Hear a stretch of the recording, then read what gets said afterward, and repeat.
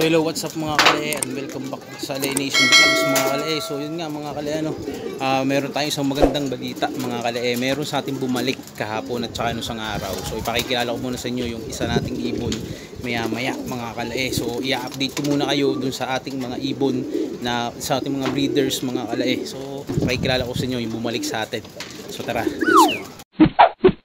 At ito na mga kalae, yan ang ating mga breeders. So bali wala pa siya ng itlog, ito lang, wala pang dalawang to, yan. Pero ito meron na, so possible na mamaya iitlog na yung hen dito mamaya kasi padalawang itlog na niya. Pero ito nakaitlog na kanina, padalawang itlog na nila, so possible na magsabay sila magpisa dyan mga kalay, o magkasunod mga kalay.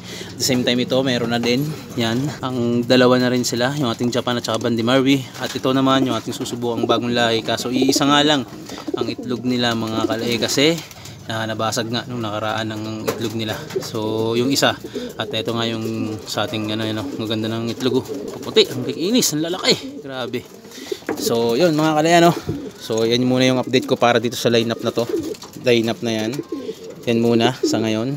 Bali ang pisa nito ay September 6 tingin ko, September 9 tingin ko. Ito wala pa, mukhang magtatagal tayo dito sa pares na to mga kalae. Pero okay lang yun, masasakto naman yan sa turo natin mga kalae. At the same time ito bali ay wala pa kasi medyo bata-bata pa, first time nilang gumawa ng anak siguro. And then at ito yung isa natin, bali dalawa na ang itlog niya, kanina umitlog na rin siya. So September 9 yung possible na pisa ng itlog niyan. So yun, na base sa ating kalkulasyon ng bilang ng pagpipisa nila, alas kasabay ng mga to. At una ang mga to, so yun mga kalae. At ito yung ating mga flyers, yan, kanina pa silang 1 ng tanghali pinalipad kasi nga kailangan nilang mag-exercise kasi sobrang taba na nila, kasi 2 araw silang hindi nakalipad mga kalae. Hindi natin sila pinaronda kasi nga umuulan dito ng 2 araw, halos 2 araw pag-uulan. So hindi tayo nagpapalipad kapag naulan mga kalae kasi nagpapakawala dahil delikado mga kalae. So yan muna, bali hindi na sa atin para to kung tutuusin kasi nabili-bili na ang mga to. Hintayin na lang natin yung buyer na kunin sila mga kalae. Goods na goods tayo dyan. So ibabalik ko sila sa inyo maya maya mga kalae kapag pakakainin ko na lahat ng ibon natin. At the same time pakikilala ko na sa inyo yung ating umuwing ibon. So isa lang muna ipakikilala ko para sa susunod meron tayo pang content. So yun lang mga kalae. So tara, pakilala ko na sa inyo. Let's go. So yun nga mga kalae, ito yung bumalik sa ating ibon mga kalae. Bali na inquire siya sa atin yung tiga Alatagan, na inquire siya yung 2022 mga kalae. Ito yung ating personal bond, yan kung makikita nyo, yan personal bond natin. At ito yung comring na PHA comring, yan comring na PHA. So yun nga mga kalae, ito yung kulay niya, yan yung kulay niya. So bali ginawa siyang breeder nung naka-inquire sa atin, kaya medyo payat pa siya. Kauwi lang niya kahapon mga kalae, at yung isa nga ay nung isang araw pa. So sa susunod ko na yun na vlog pakikita sa inyo. So ito yung mata niya mga kalae, yan kung makikita nyo, goods na yan. So medyo payat pa lang kasi kauwi pa lang niya. Ikukondisyon natin to. At base nangyari yung naka-inquire nga sa atin noong 2022 ay kukunin naman niya daw to. Yung siste nga lang ay matatagalan bago niya kunin kasi busy daw siya sa trabaho pa.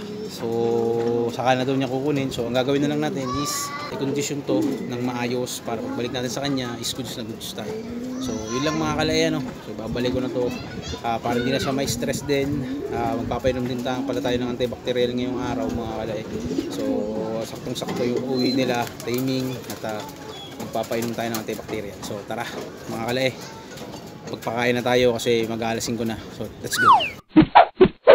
So yun nga mga kalay, dito ko muna siya sinama sa hen section natin mga kalay, at yun, ito muna siya nilagay para hindi, in case na may dalas ng sakit, hindi makahawa doon sa ating mga pliers na ina-out na natin. Same time nalinis ko na rin yung kanilang mga poop tray, yan, wala nang problema. Eto, nalinis ko na rin lahat, nalinis ko na. So yun nga mga kalay, magpapakain na tayo. Let's go. So yung mga kalae, napapasok na natin ang ibon natin. Yan, patapos na silang kumain mga kalae. Ayan, hintayin na natin maubos yung kanilang kinakain mga kalae. Same time ito, nabigyan na rin natin. Yan, goods na goods na. Eto rin, nabigyan na rin natin. Tubig na lang ang hinintay nila. At eto din, nabigyan na natin. So ito, ubos na. Yan, ubos na yung kanilang kinakain yan. Sinasaid na lang. Yan, ubos na nilang nila. So maghintay na lang niya yung mga yan ng tubig mga kalae. Yan, tatanggalin nyo yung mga patak-patak maliliit na patuka para hindi sila dagain. Yun lang mga kalae. At ito yung ating paiinom sa kanila. May amox din to, antibacterial mga kalae, yung plain yung tubig natin. Kaya mukha siyang plain kasi wala sa diyang kulay yon mga kalae. So paano mga kalae? Dito ko muna tatapusin tong video natin ngayong araw mga kalae. Dahil medyo umaambon na mga kalae. Ayan ang itlog nila. Ang cute to. Liit. So yun nga mga kalae, dito ko natatapusin ang video to para sa araw na to. So please like, share, and subscribe mga kalae.